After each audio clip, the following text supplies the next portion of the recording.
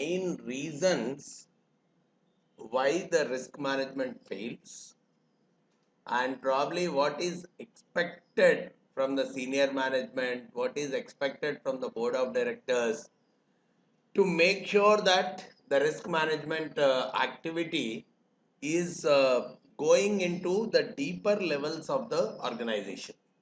So again, majorly talking about, to start with, the various steps that are involved in the risk management process, wherein we are talking about the risk assessment, where we have discussed yesterday in terms of you start with the identification, then we do some kind of evaluation wherein the focus is on finding out the probability as well as severity of the risk.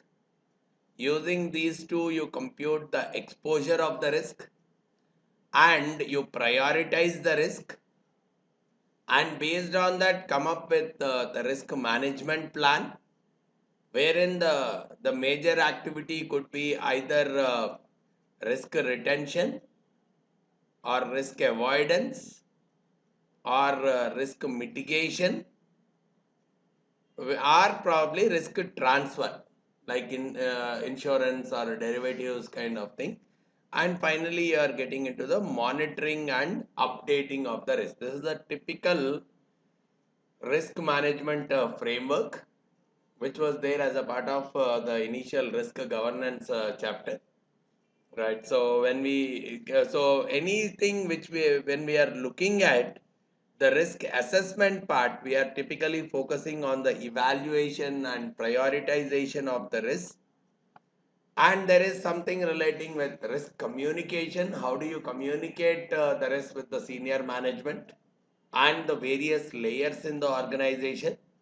And there is something to do with the monitoring on a regular basis. So come out with a policy framework which talks about how do you measure the risk, how do you monitor the risk, and finally the management, which is an integrated framework for the same. And here there are two ways of looking at it. One, you come out with some output measures. Generally, every company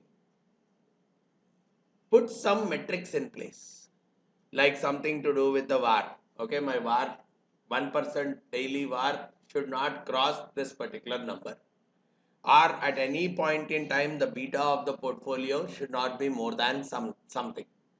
Or at any point in time, the duration of the bond portfolio should not be more than this much. So they could come out with some solid numbers, quantitative data against which the limits can